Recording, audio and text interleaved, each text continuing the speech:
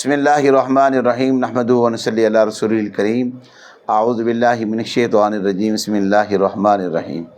سرکار دو عالم نور مجسم رہبر مکرم شفیع معظم صلی اللہ علیہ وسلم کے والد گرامی حضرت عبداللہ رضی اللہ تعالی عنہ، آپ مکہ کے اندر بڑے حسین و جمیل تھے۔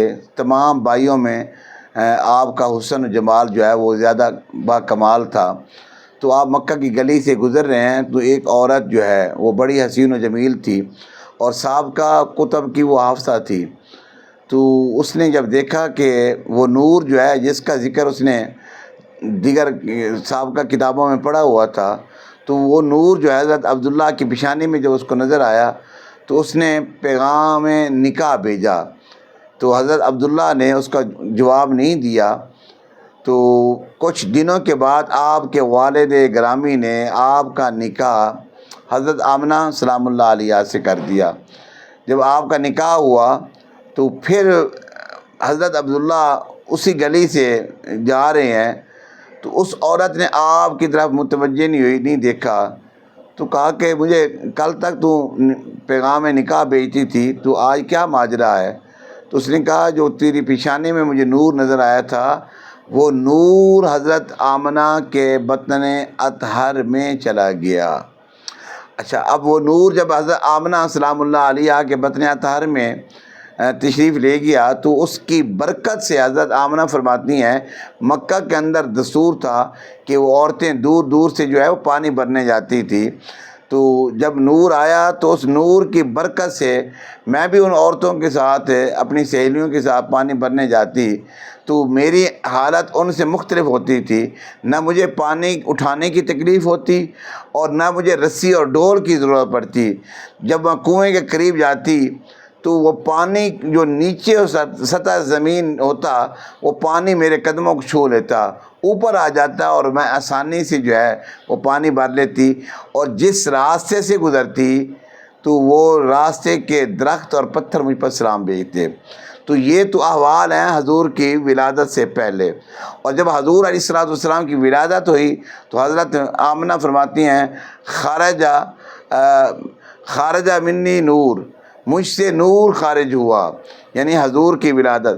اچھا، پھر اللہ تبارک و تعالی جل وعلا نے آقا علیہ السلام کی ولادت کے وقت آقا علیہ السلام جب دنیا میں تشریف لائے تو ہوتا یہ ہے کہ فطرت سے ہٹ کر آپ کی تشریف آوری تھی۔ بچہ دنیا میں آتا ہے تو اس کا پورا جو جسم جو ہوتا ہے وہ علیشوں سے بھرا ہوتا ہے، اور وہ جو دائی ہوتی ہے اس کو نہلا کر صاف کر کے تیل لگا کر اس کی آنکھوں میں سرما ڈال کر پھر ماں باپ کے سامنے پیش کرتی ہے اور انعام لیتی ہے۔ لیکن یہاں معاملہ اس کے برعکس ہے۔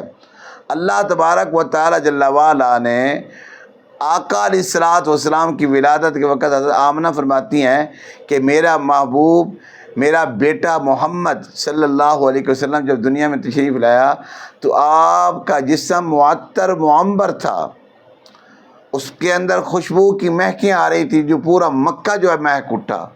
اور پھر فرمایا کہ میرا محمد جب دنیا میں آیا تو آپ کے جسم پر تیل بھی لگا ہوا تھا، آپ ناف بریدہ بھی تھے اور آپ کا ختنہ مبارک بھی ہوا تھا، اور آپ کی آنکھوں میں جو ہے وہ سرما بھی لگا ہوا تھا۔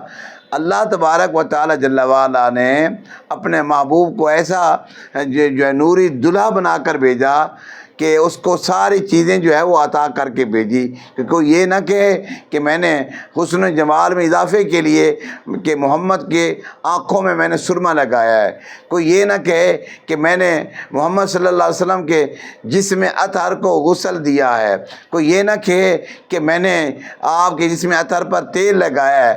اللہ تبارک و تعالی جل وعلا نے یہ ساری شانیں جو اپنے محبوب کو عطا کر کے بھیجی ہیں۔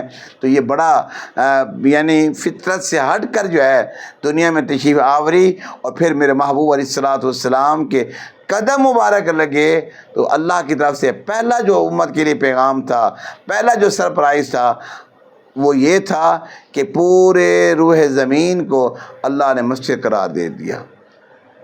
یہ بڑی اعزاز کی بات ہے۔ دعا ہے اللہ رب العزت جل وعلا ہماری سعادت قبول فرمائے۔ وآخر دعوانا الحمدللہ رب العالمین۔